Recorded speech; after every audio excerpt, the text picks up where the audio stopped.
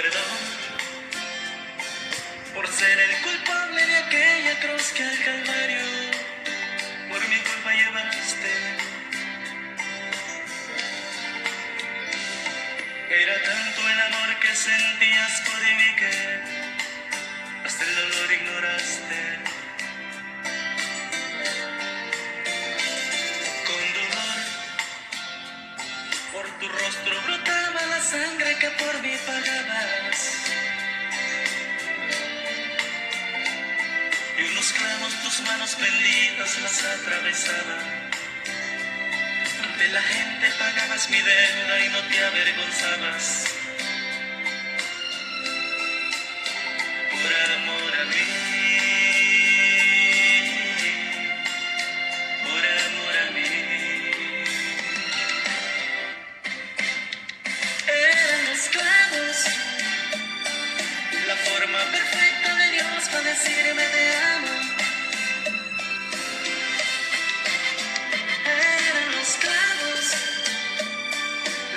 Expresión con que Jesús decía te amo. Eran los clavos la forma perfecta de Dios para decirme te amo. Eran los clavos la mayor expresión con que Jesús decía te amo.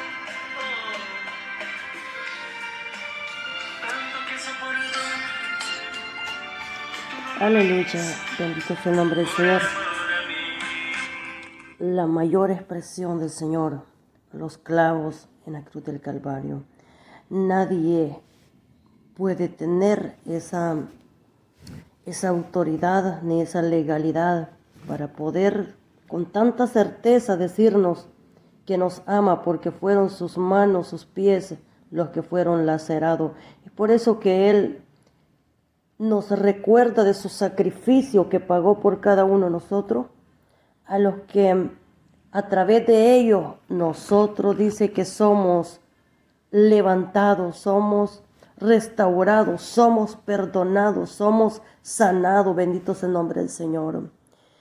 Y dice que Él ante el mundo, siendo Él era el Rey y no se avergonzó pagar esa deuda crucificado por amor a todos nosotros.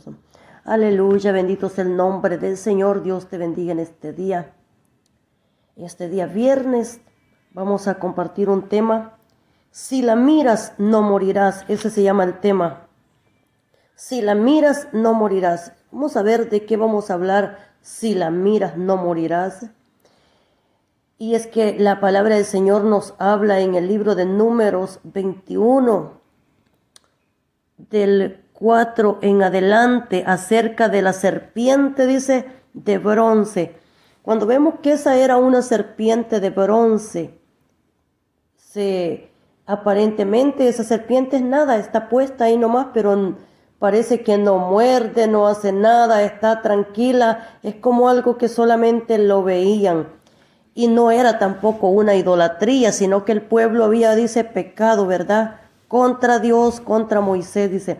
Entonces Dios le dice a Moisés que se haga una serpiente de bronce, le dice, para que todos los que la vieran, aquella gente que estaba padeciendo, no muriera. Es decir, que la salvación para esta gente era mirar a esa serpiente. De otra manera ellos morirían. Eso es lo que dice la palabra del Señor así en el libro de Números 21, 4. Honrando al Padre, al Hijo y al Espíritu Santo, dice.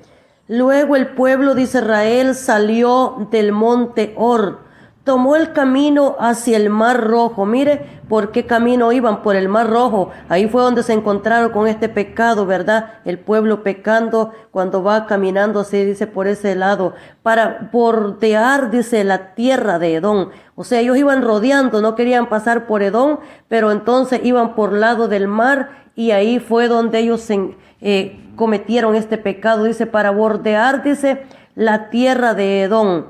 Pero el pueblo, dice, se impacientó con tan larga jornada, o sea, habían caminado mucho, estaban cansados, era difícil la situación que el pueblo llevaba, estaban fastidiados y comenzó a hablar contra Dios y Moisés.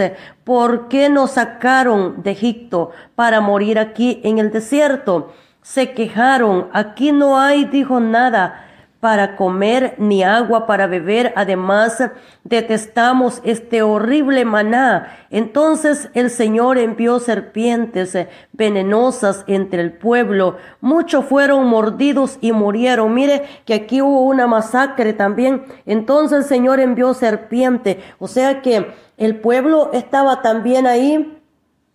Dice la palabra del Señor que se estaba quejando.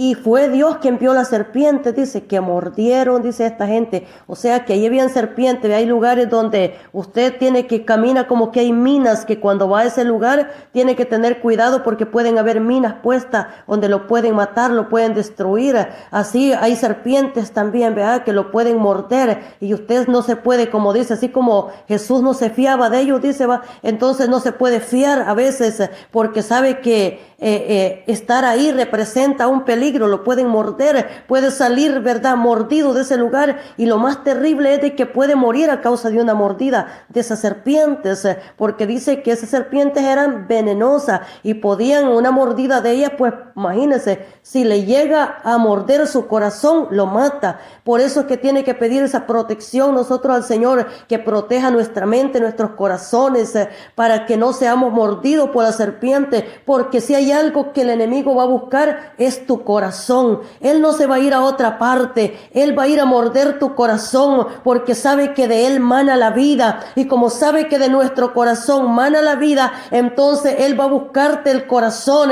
Me decía un hermano hace un tiempo atrás, hermana, dice, yo miraba una serpiente y esa serpiente no buscaba otra cosa, solo buscaba mi corazón para morderme. Me dice, mire, esa serpiente me buscaba de una manera, me buscaba de otra, dice, pero ella no veía otra cosa, ella solo me veía el corazón, dice, para morderme. Entonces me dice, era tan difícil estar en esa condición, tenerme que estar cuidando de esa serpiente para que no fuera a agarrar mi corazón, para que no fuera a morder mi corazón. ¿Por qué? Porque ella va a buscar tu corazón, mi corazón, para morderlo, porque si sabe que llega a morderte tu corazón, tendrás muerte. Entonces por eso tiene que pedir esa protección al Señor, que sea Dios reprendiendo esas serpientes que quieran morder tu corazón, que sea Dios reprendiendo y atando toda serpiente que se levante para querer comerse nuestras vidas, comerse tu vida y comerse sobre todo tu corazón. Por eso dice la palabra del Señor, sobre toda cosa guardada, dice, guarda tu corazón. ¿Por qué? Dice, porque de él mana la vida. Sobre todo lo que guarde, guarda a tu corazón. Cuida tu corazón, protégelo. En otra palabra, está diciendo, pone protección. Por eso es que dice, pónelo, dice, como un anillo de sellar, decía el proverbista. O sea, dice, escribe, ¿verdad? Escríbelo en la tabla de tu corazón, decía. Le decía, escríbeme en la tabla de tu corazón, le decía el Señor. O sea, le decía, tenme protegido en tu corazón.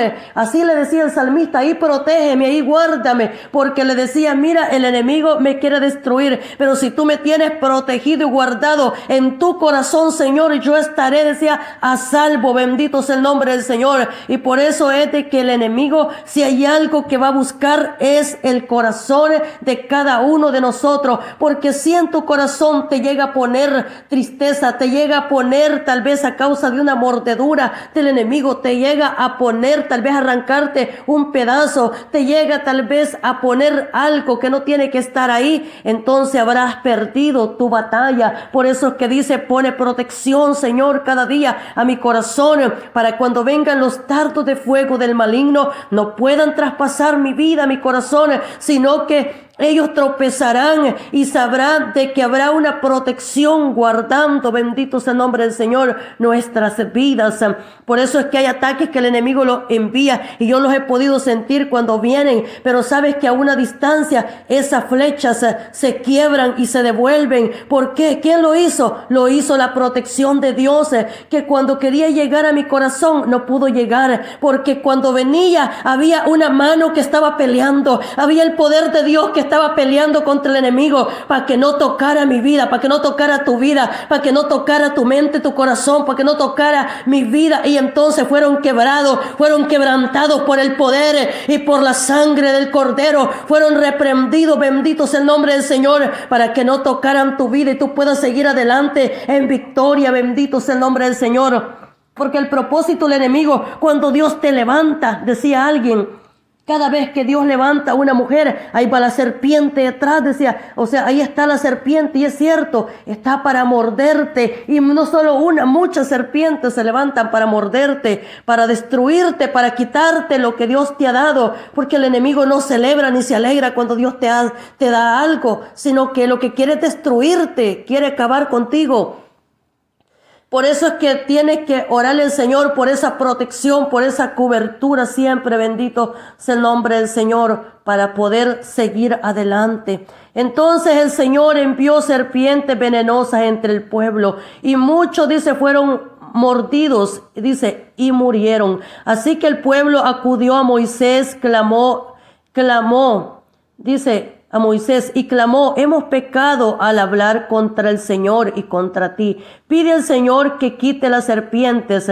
Así pues Moisés oró por el pueblo. Entonces el Señor le dijo a Moisés, haz la figura de una serpiente venenosa y átala a un poste. Todos los que sean mordidos vivirán tan solo con mirar la serpiente. Así que Moisés hizo una serpiente de bronce y la ató a un poste. Entonces dice que los que eran mordidos por una serpiente miraban la serpiente de bronce y sanaban. O sea, en esa serpiente que estaba arriba del poste, esa serpiente, cuando vemos el Nuevo Testamento, aunque parece que solo estaba por estar, sin embargo, esa representa a Cristo. Esa serpiente representa el nuevo pacto. Esa serpiente que estaba ahí es la salvación para los hombres, para que cuando la vieran a ella, los hombres no murieran, sino que vivieran.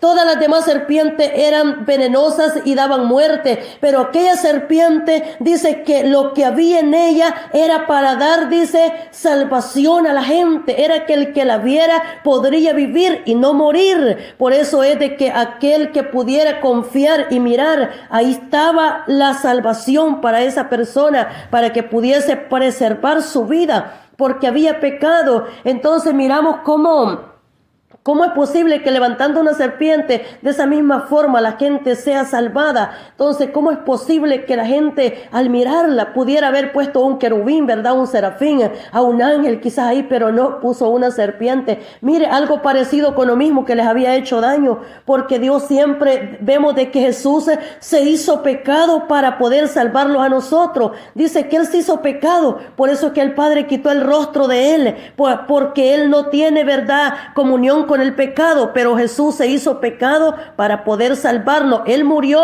para poder tal vez dar vida a la gente. Entonces dice la palabra del Señor, ahora hoy en día vivimos en un tiempo donde ya no se sabe si la gente lo que está diciendo de verdad fue que Dios se lo reveló o es que está mirándolo, ¿verdad? Porque una cosa es que esté viendo y tal vez esté, pero dice que Jesús no juzgaba por lo que miraban sus ojos, dice la palabra de Dios, sino que juzgaba, dice, rectamente. Bendito sea el nombre del Señor, porque en Él estaba el espíritu de la sabiduría, de la inteligencia. En Él dice que estaba el discernimiento, dice la palabra del Señor. Entonces dice que Él juzgaba, dice, ¿verdad? Rectamente. Bendito sea el nombre del Señor. Aleluya, gloria es el nombre del Señor.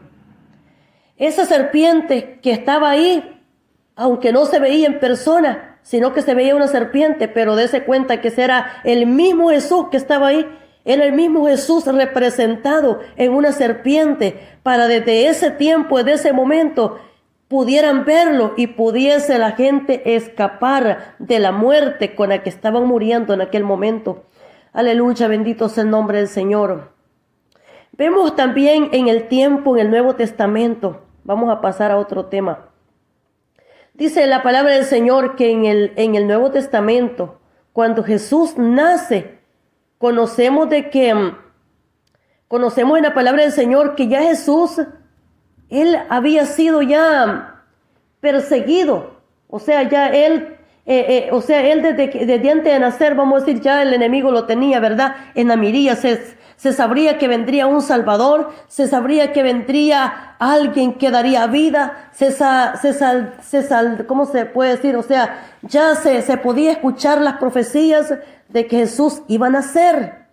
Entonces dice la palabra del Señor que Jesús iba a nacer en Belén de Judea.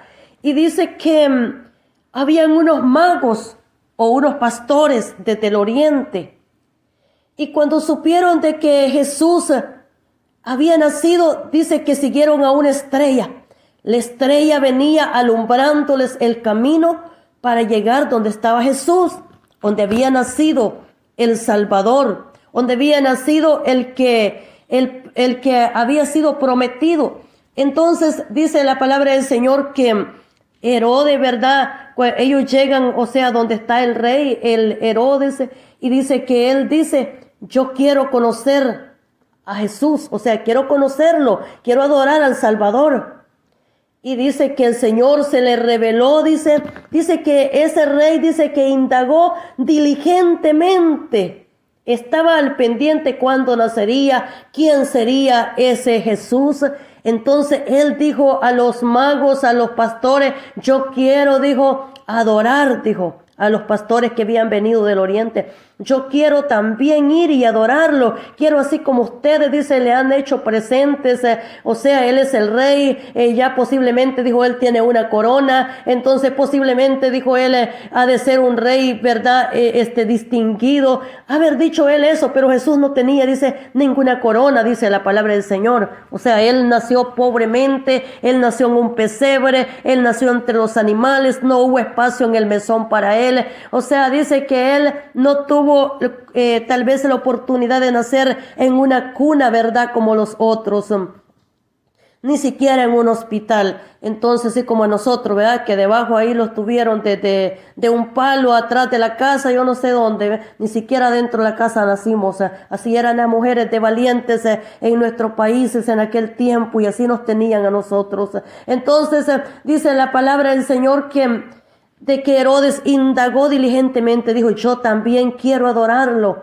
Pero Dios se le reveló en sueños entonces a los pastores a los pastores que estaban siguiendo la estrella. Entonces dice que les dijo que no vuelvan cuando ya habían visto al niño y lo habían adorado y le habían puesto también, le habían dado mirra, le habían dado, dice, presente, dice que dijo que no volvieran por el camino por donde ellos habían llegado, que no volvieran por el camino donde Herodes, sino que se fueran por otro camino, porque Herodes quería matar al niño. Mire, Dios se lo hizo saber a los pastores del oriente de que Herodes lo que quería era matar al niño, así que él quería proteger al niño y quería que estuviera cuidado, guardado, y para protegerlo de Herodes, desde ese momento Herodes ya tenía, ¿verdad? En todo su ser, yo me imagino la estrategia, o sea, él ya tenía la estrategia cómo iba a dar muerte. Tal vez dijo, ya lo vamos a matar, le va a tocar una muerte también.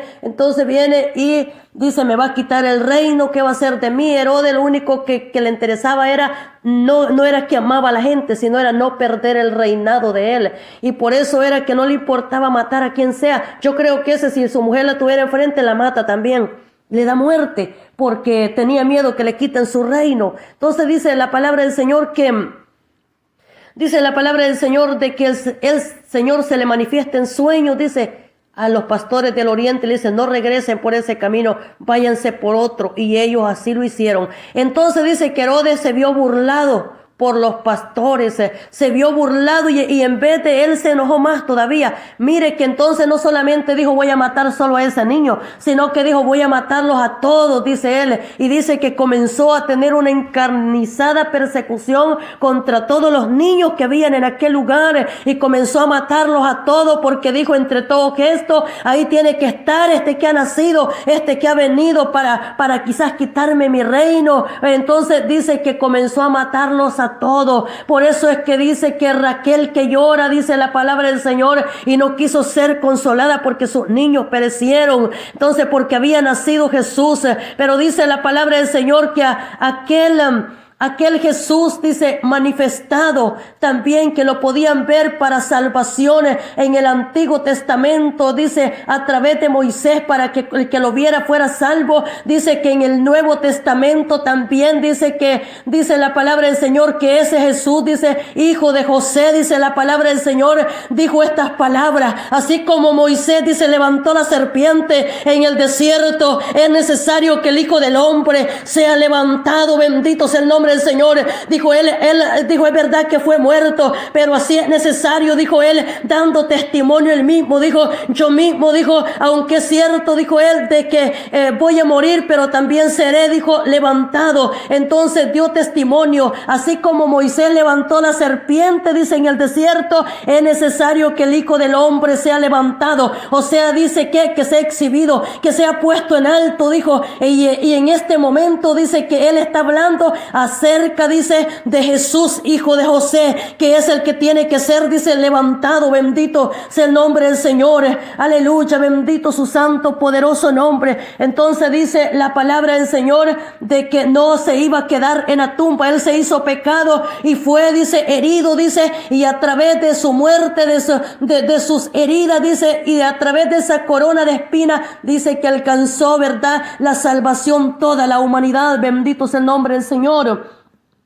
Entonces por eso da esa palabra él mismo diciendo, porque así como Moisés levantó la serpiente en el desierto, es necesario que el Hijo del Hombre sea levantado, bendito sea su santo poderoso nombre. Es decir, de que el enemigo, ya Jesús sabía que el enemigo lo estaba buscando para matarlo. Jesús sabía que desde cuando él había nacido también lo había perseguido para matarlo, y aunque le hizo gran daño, sin embargo dice que al final de todo no pudo prevalecer contra Jesús, ni podía, dice Herodes, ni pudo tampoco su enemigo detener la gloria que había en él. No podía detenerlo porque su madre, dice, y su padre José lo habían preservado, lo habían guardado, habían huido para Egipto para poder cuidarlo de aquel malvado Herodes. Porque cuando tú puedes ser alguien que Dios te ha guardado y te ha preservado, no importa cuántos enemigos estén conspirando y estén planeando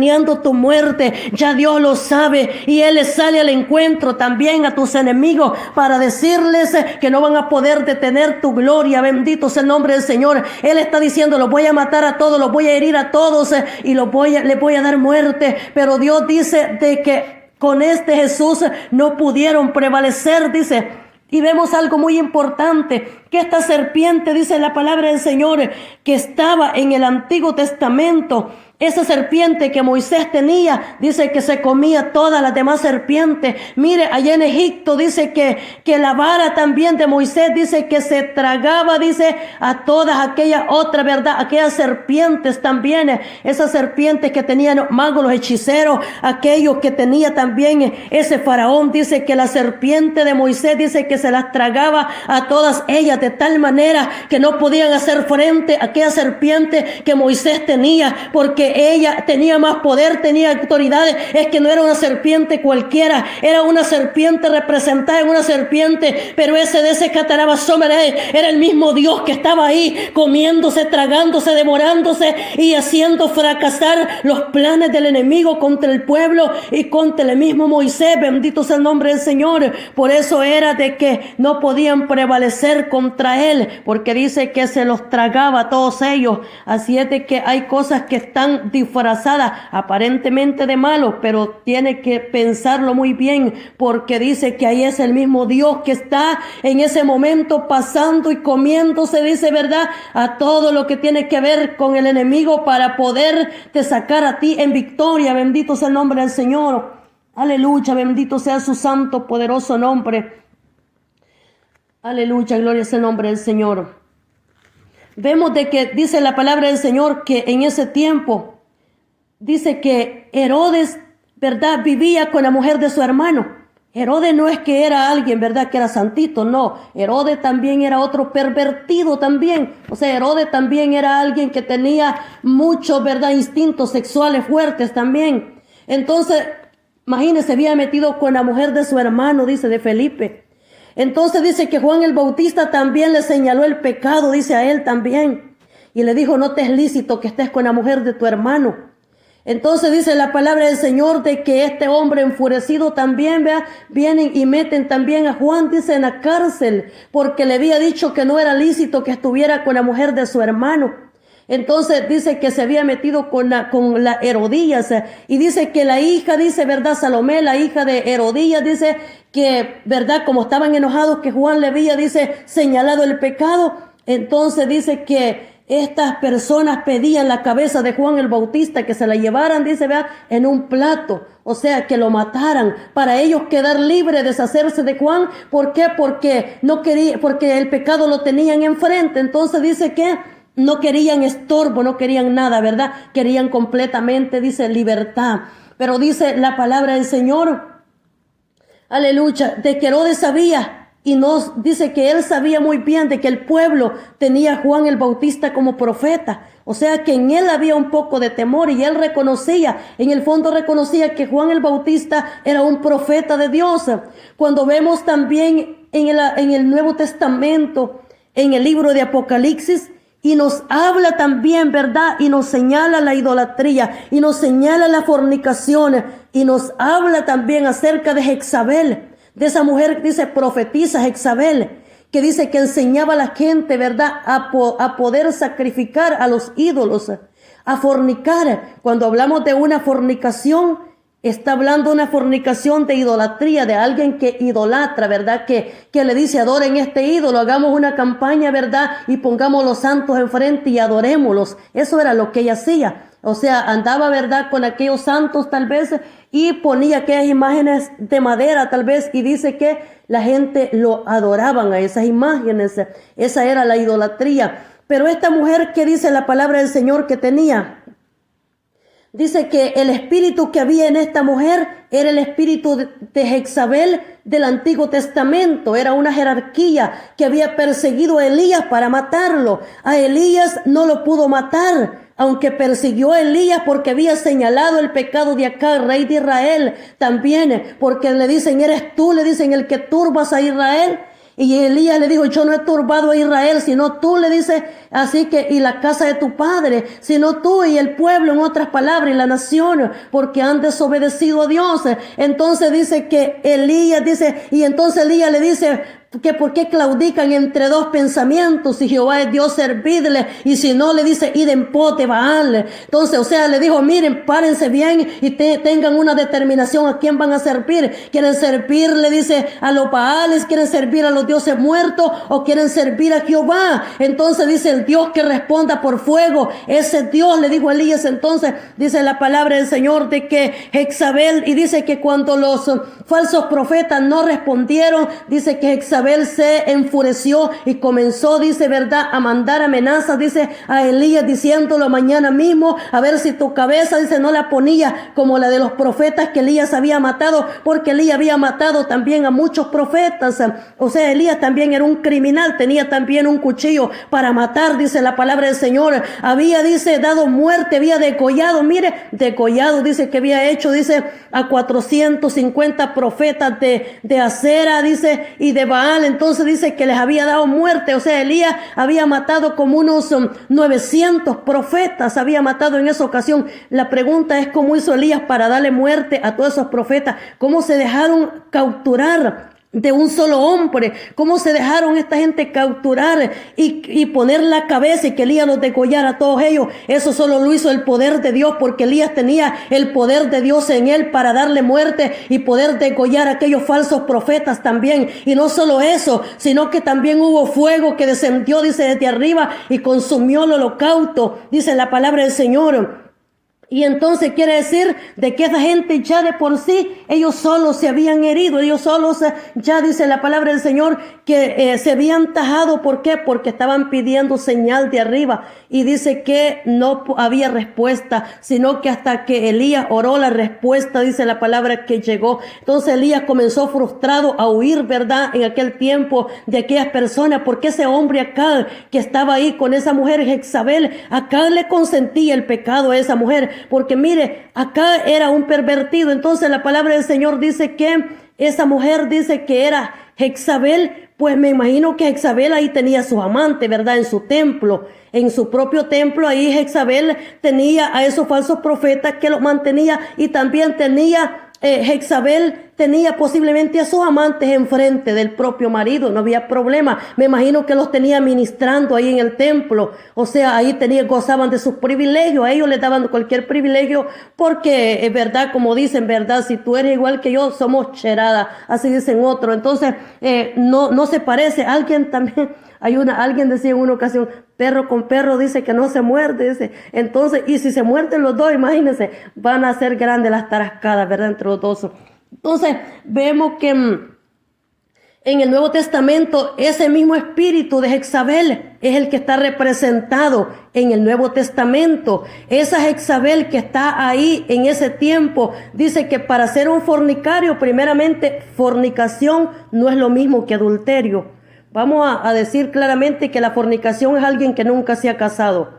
Ese es un fornicario, alguien que nunca se ha casado. Y para que haya, ¿verdad?, un juicio de Dios para una persona que esté en fornicación, o sea, está diciendo de que tiene que estar practicando ese pecado, literalmente lo tiene que estar haciendo. Sus amantes tienen que ser verídicos que están ahí fornicando con esa persona. Si no está fornicando literalmente, no hay una fornicación. Ahora hay otra fornicación que también el ser humano puede practicar, y es una fornicación que la palabra del Señor dice de que el que destruye su propio cuerpo con la fornicación, Dios lo destruirá a él. Entonces hay una fornicación que la gente también tiene, y es con su propio cuerpo, y es es un pecado que se hace él mismo, ¿verdad? Entonces es un pecado que él mismo se lo ejecuta con sus propias manos. Eso se llama fornicación. Entonces fornicación que no hay otra persona con él, sino que él mismo, ¿verdad?, tiene ese tipo de fornicación. Entonces esa es fornicación contra su propio cuerpo, y ese sí es un pecado de que si practica ese pecado, ¿verdad?, pues entonces tiene un peligro en su vida. Pero aquel que no practica ese tipo de cosas, o sea, en otras palabras se llama masturbaciones, esa es una fornicación. A la persona que practica ese pecado, la gente que no son cristianas no tienen problema, eso pues vea, eso hacen cualquier cosa, el que es cristiano, pero hay muchos que son cristianos y están administrando en los templos y están practicando eso. Hay muchos, dice que la estadística de pastores que habían caído porque habían practicado ese tipo de pecado, eran muchos, dice, hace un tiempo atrás.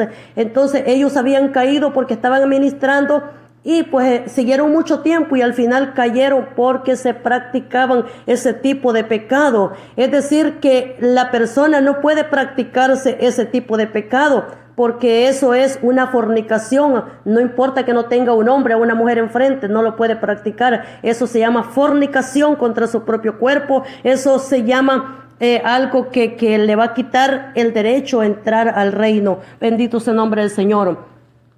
Entonces, fornicación que esta mujer practicaba, que la permitía en aquel tiempo, quiere decir de que permitía la fornicación, era porque tal vez tenía gente que administraba en su templo que eran fornicarios, dice, y adulteraban con ella. Quiere decir que esa mujer tenía una posición alta en ese territorio, en ese templo, y dice que en su propio templo, ahí tenía ministrando a esos que adulteraban con ella. Ellos quizás tenían altos privilegios, ¿verdad? Y eran adúlteros con ella. O sea, ella los había hecho caer en adulterio, y no solo eso los hizo caer en adulterio, sino que les daba posición para que ministraran en el templo. Entonces, es decir, que sus amantes los tenía dentro de ella, dice la palabra del Señor. Y entonces, ¿qué hacía? Les enseñaba también a cometer sacrilegios, o sea, adorar, dice, ídolos. Me imagino que el marido de esta mujer, pues, verdad, también les daba los privilegios a ellos, les permitía este tipo de pecado también. O sea, eran una sola, verdad, entre ellos, no había problema. Entonces, caminar, verdad, juntos de esa manera. Entonces miramos ese tipo de pecado, y dice la palabra del Señor también, de que en un momento dice que el pecado era tan grave que había en los mismos templos, que dice de que ahí mismo mataron, dice, a un siervo del Señor. Miren, el mismo templo le dieron muerte, dice, a un mismo siervo de Dios, ahí lo mataron. Dice, en el altar, dice, junto al altar, ahí mataron a aquel siervo de Dios. ¿Por qué? Porque ahí dice que era, ¿verdad? Tenía el trono, dice Satanás. O sea, es decir, de que no había temor ni en el propio templo, sino que ahí le podían dar muerte a alguien que fuera un hijo de Dios. Aleluya. O sea que la gente puede hacer lo que quiera, ¿verdad? Pero nosotros vemos en la palabra del Señor que Herodes, ese Herodes, dice la palabra del Señor, que estaba en ese tiempo, dice, que perseguía a esos niños, ¿verdad? También para matarlos. No solo eso, los mató, dice la palabra del Señor, a los niños, a muchos de ellos dio muerte, pero Jesús dice que no lo pudo matar. Entonces dice la palabra del Señor que ese hombre también dice que con tiempo después murió, ¿verdad? Porque un ángel dice que bajó del cielo y lo mató. Dice, mire, del cielo venía volando el ángel, ¿verdad? Y dice que le dio muerte. Posiblemente es que este hombre se levantó contra los ángeles que andaban volando arriba en el cielo. O sea, ese hombre no tuvo temor ni respeto de que habían ángeles que lo cuidaban, que velaban por él, y en vez de él estar agradecido con Dios porque había delegado ángeles para cuidarlo, él vino y se levantó contra ellos, y era con el mismo Dios que se estaba levantando. Entonces vino un ángel desde arriba, dice, y le dio muerte, lo hirió de muerte, dice, y dice que cayó muerto también Herodes, porque él había mandado a matar, a herir a muchos niños. Entonces dice la palabra del Señor de que ahí dice, ¿qué pasó? Que ese hombre también, ¿verdad? Los gusanos también se llenó de gusanos, y dice que todo el pueblo lo vio porque la gente estaba cansada de escuchar a ese hombre, porque era un hombre que era cruel, dice. O sea, ¿verdad? Él le gustaba matar a aquellos ministerios que comenzaban, en vez de ayudarlos, él estaba procurando matarlos. Entonces, ¿qué pasaba? De que al final de cuentas, la historia de ese hombre fue de muerte. Nosotros vemos también en el tiempo también de Asuero, la reina Esther. Mire, había una orden de muerte para la reina Esther y su descendencia. Dice la palabra del Señor que querían matar a la reina Esther, dice, porque ella dice que era judía, ¿verdad? Y ella venía de los judíos, aunque no estaba en la mera nación de Israel, había salido de ahí para otro lugar con otros judíos, eran esparcidos, y dice que había, dice, una orden de muerte contra ella y su descendencia. Querían acabar con la reina Esther y con su descendencia, pero dice que había un edicto también, pero dice que cuando hubo ese edicto, entonces dice que los judíos se defendieron, dice, y en ese tiempo dice que los judíos no murieron porque Dios los defendió. Hubo un enfrentamiento entre aquellos que fueron para atacar a los judíos, ¿verdad? A la descendencia de la reina Esther, pero dice la palabra del Señor de que ellos se defendieron porque Dios estaba peleando, dice, por los judíos, dice. Entonces dice que hubo, ¿verdad?, esa victoria para el pueblo judío con sus enemigos, porque se enfrentaron cara a cara. Pero dice que fueron, dice, también aquellos enemigos, ¿verdad?, también perecieron. ¿Por qué? Porque se habían levantado, dice, con los judíos, y Dios dice que estaba peleando, dice, por ellos. Bendito sea el nombre del Señor. O sea, dijo, defiéndanse unos con nosotros, y entonces quiere decir de que de esa manera Dios siempre tiene una salvación, una escapatoria para aquella persona. para aquella persona que le teme a él. Y en esa ocasión la reina Esther no tenía papá. La reina Esther era huérfana. La reina Esther no tenía padres, se había crecido sin padres. La reina Esther estaba en el palacio, ¿verdad?, del rey. Y dice de que era una reina, dice la palabra del Señor, era una muchacha que no tenía padres.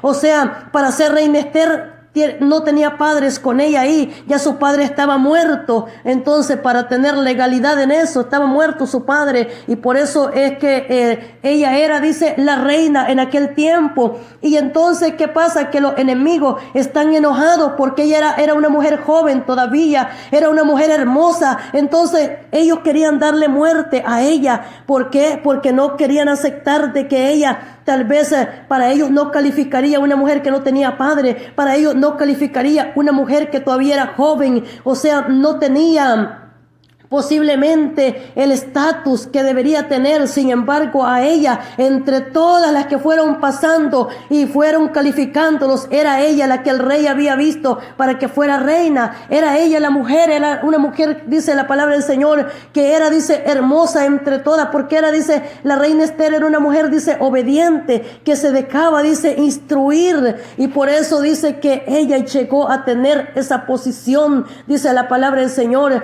Entonces los enemigos estaban respirando, dice, verdad, muerte contra la reina Esther, pero dice que ella no estaba sola, porque ella la estaban cuidando, la protegían. Y no solo eso, la reina Esther, ella tenía su tío también que velaba por ella. Su tío estaba orando, me imagino, ayunando, aconsejándola. Ella tenía guardas que también estaban protegiéndola siempre a la reina Esther. Entonces ella no estaba sola, bendito sea el nombre del Señor. Ella tenía una vigilancia constante que estaba alrededor de ella. Yo me imagino que esa vigilancia era por tierra y era por aire, guardándola todo el tiempo, porque cuando ella estaba afligida, ahí se aparecían los ángeles de Dios para poderla consolar, para poderla ayudar. Por eso es que ella sabía quiénes eran sus amigos y sabía quiénes eran sus enemigos. Ella por eso tenía que tener mucho cuidado, porque ella sabía distinguir quiénes estaban velando a favor de ella y quiénes no estaban velando a favor de ella. O sea, ella sabía muy bien, bendito sea el nombre del Señor. Entonces la palabra del Señor nos habla que los enemigos han existido desde siempre y existen, pero Dios guarda a su pueblo. Guardó a Daniel en aquel tiempo ante los sátrapas, y dice la palabra del Señor que lo sacó en victoria, dice, en aquel tiempo. Aleluya, salvó a Jeremías y lo sacaba también hacia adelante. Él era el que siempre estaba guardando a su pueblo, a sus hijos, porque tu vida y mi vida no está determinada en ninguna persona, ni en la mano de ninguna persona, no, en el poder de ninguna persona por autoridad. Hace un tiempo atrás, en una revelación, yo miraba, y realmente yo miraba a esta persona que me decía así, y esta persona es una posición pastoral, y me decía, mira, me amenazaba con una furia, y me decía así: te voy a entregar a Satanás, me decía. Ya entregué a muchos, ya no están aquí, me decía, y a ti también te voy a entregar a Satanás, me decía. Entonces, y yo miraba de que esta persona me amenazaba, pero Dios cuidaba de mi vida. Bendito sea el nombre del Señor. Dios me sacaba con su palabra adelante, porque sabe que tu vida, no importa la posición, sea que no estoy hablando en contra de los pastores, que Dios no los puso, ¿verdad? Ni los evangelistas, no, sino que estoy diciendo que tú no te puedes fiar de cualquiera tampoco, porque mira, aún dice la palabra del Señor de que el enemigo se le puede meter a cualquiera se le puede meter en cualquier momento, se te puede meter a ti, también a mí. Entonces, por eso dice en el libro de Jeremías: maldito el hombre que confía en el hombre, dice, y pone carne por su brazo, y dice ¿qué?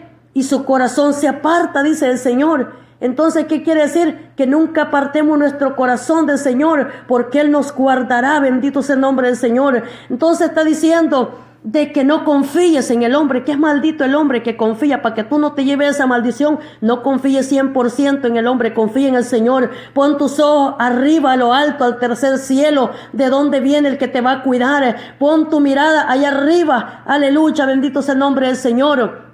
Porque en esta tierra el hombre no salva, vana, dice, la ayuda del hombre, dice la palabra del Señor. Entonces, en este mundo, dice la palabra del Señor, no temáis, dice, a los que matan el cuerpo, mas el alma no pueden matar. Más bien temer a aquel que puede destruir, dice, el cuerpo y el alma en el infierno. Entonces, porque Sión dijo en una ocasión, ¿verdad? Dice, ellos perecerán como vestiduras, se envejecerán, dice, pero tú, dice, seguirás siendo rey, dijo Sión, ¿verdad? Entonces, es decir, de que Dios guardaba de su pueblo siempre, bendito sea el nombre del Señor. Dios cuidaba de sus hijos para siempre, aleluya, bendito sea su santo, poderoso nombre.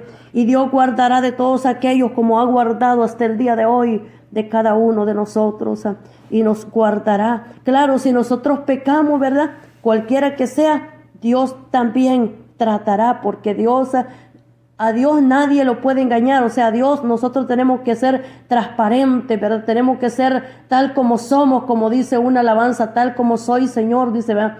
Entonces, tal como somos, así tenemos que presentarnos delante del Señor, porque nadie más tendrá misericordia ni compasión de ti, sino solamente el Señor. Es por eso que cuando oramos es en Él en quien podemos confiar ciegamente y perdidamente. Bendito sea el nombre del Señor. Aleluya, gloria es el nombre del Señor. Él es el que cuida de nuestras vidas, el que guarda de tu vida, el que nos ayuda para seguir adelante, el que siempre estará pendiente de cada uno de aquellos que le servimos. Bendito sea el nombre del Señor. Él es el que siempre ha dicho, estaré contigo, no te dejaré, no te abandonaré. Aleluya, bendito sea el nombre del Señor. Él es el que ha dicho, mis ojos pondré en los fieles de la tierra. Bendito sea el nombre del Señor. Él es el que mira a cada uno. ¿Por qué? Porque el Señor conoce a cada uno, ¿verdad? Y sabe quién le teme. Y dice que Él se agrada, dice, de los que le temen. Él se agrada de aquellos que guardan su palabra.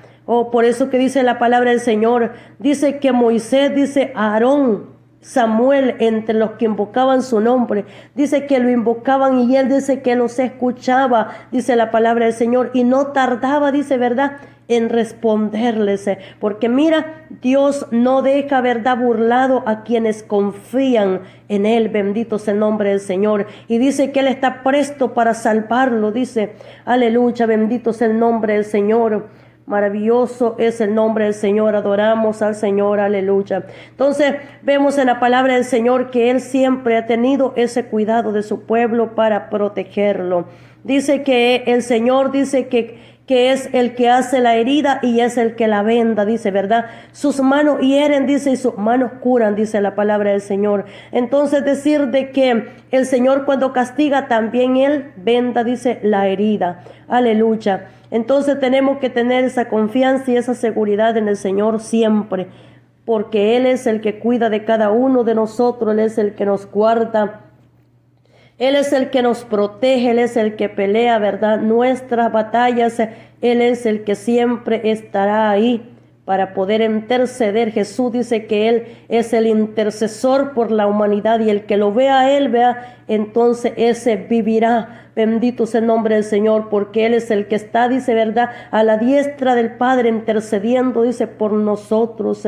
Y mirando, Él es aquel abogado, Él es un abogado que está para defender la causa de cada uno. Bendito sea el nombre del Señor. Pero también dice, ¿verdad?, cuando habla de ese color amarillo, también habla de que Él es Cristo, dice, y dice de que también ante su tribunal estarán, dice, aquellos menospreciadores, ¿verdad?, a los que menosprecian a los otros. Delante de Él estarán, dice, aquellos que son tropiezos, dice, en la comida, ¿verdad?, para hacer caer a otro. Aquellos que son piedra de tropiezo, dice, en el camino, ¿verdad?, para que hacer caer, dice, a su pueblo, a sus escogidos. Dice que Él es el Cristo. Ese, cuando habla de ese amarillo, claramente lo dice, de que Él es el Cristo. Dice que delante de Él, de su juicio, de su trono, estarán los menospreciadores y aquellos que ponen tropiezo en los caminos de sus hijos, de su pueblo, para hacerlos caer y no dejarlos caminar. Que Él es el juez, y Él es también el abogado que juzgará, dice, la causa de ellos. Bendito sea el nombre del Señor. Y esta palabra, como dice en el Apocalipsis, dice que estas palabras, dice, que el que tiene oídos que oiga, dice, lo que el Espíritu dice a las iglesias, bendito sea el nombre del Señor, porque este Jesús, ¿verdad? Es el que tiene las 7 estrellas en su cabeza. Él es el que tiene esas estrellas, o sea, el que tiene las iglesias, en otras palabras, el que tiene los ministerios en su cabeza. Este es, dice, ese Jesús en el cual se proclama la palabra del Señor, y es el que está para poder no solamente, ¿verdad?, ser un abogado, sino también es juez. Bendito sea el nombre del Señor. Aleluya, bendito sea para siempre. Así es de que le damos gracias al Señor. Será hasta la próxima, si el Señor así lo permite. Bendiciones para todos.